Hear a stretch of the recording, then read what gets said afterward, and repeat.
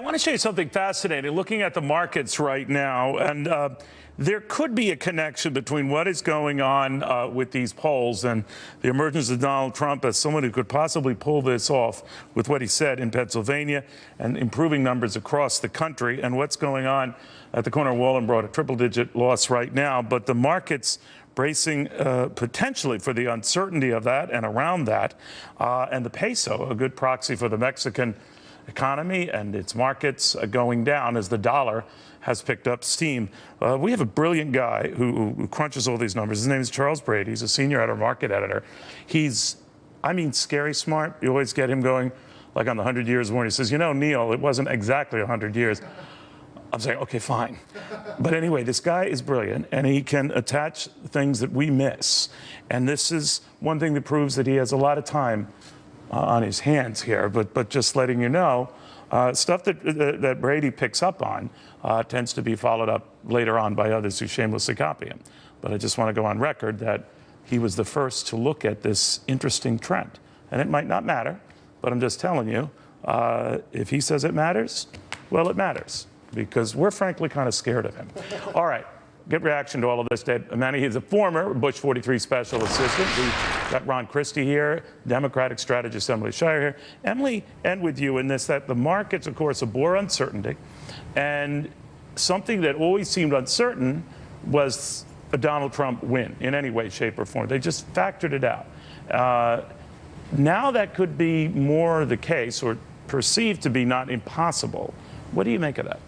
Well, I think it was that a Donald Trump win was seen as causing instability in the markets. And part of that was because, frankly, the top economic advisors have largely denounced Donald Trump's plan. The Wall Street Journal surveyed all the surviving White House Council of Economic Advisors, and not a single one, including ones appointed by Republicans, have endorsed Donald Trump or what he's offering. And Donald Trump was just talking about Obamacare. AEI has released a scathing account of what Trump's plan would offer and how it differs from what the House GOP is offering to rectify and offer as a new health care plan.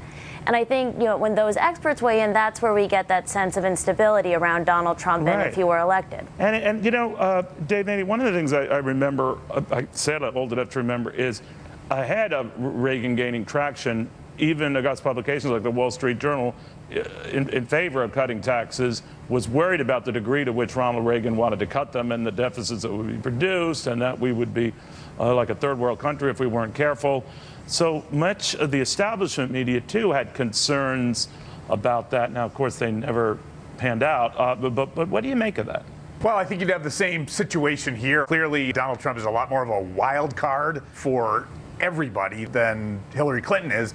And it seems to me that one thing to remember is he's not going to be able to just go in and sort of dictate what he wants. If he were to win, you'd have a very skeptical Republican Congress, theoretically, as well as Democrats in full-throated opposition. So the idea that just his plan is something that would push forward is probably not that likely. So which I guess underlines the point of the uncertainty even more. Nobody knows what would happen. Right. And Ron Christie, one of the arguments has always been that markets initially sell off on uncertainty when it looks like, cooler heads prevail, or that it might not be so bad. They stabilize. Now, I have no idea what will happen, but what do you make of that the fear of a Trump victory, whether it's rational or not, is what's deciding these market movements now? Actually, I think it's a little bit irrational rather than rational, Neil. Given what we've seen with this administration over the last 8 years. I just want you to know that you're on record now as saying that our Charlie Brady is irrational. I would never say that about the smart Charlie Brady, but let me say this. After what we've seen for the last 8 years, 94 million people out of the workforce, the labor workforce participation rate, the worst that it's been in the 70s, how much worse can it get, Neil? If I'm an investor, I'm thinking maybe Donald Trump is going to turn something around. As you know, I'm no great Trump supporter, but I have to believe, given what we've seen for the last 8 years, well, they're all coming back to the fold. Are you coming back to the fold? I'm still away from the flock right now. Oh, okay. Emily, what about the Hillary Clinton's fold, and whether a lot of her supporters who might be bummed out or feeling that this is the last thing they need, or some of these revelations in WikiLeaks or the problems with Obamacare, it's taking the enthusiasm out of her supporters, and that is something we haven't factored in for Election Day a week from today. Oh, absolutely. Hillary Clinton has some major problems on her hand.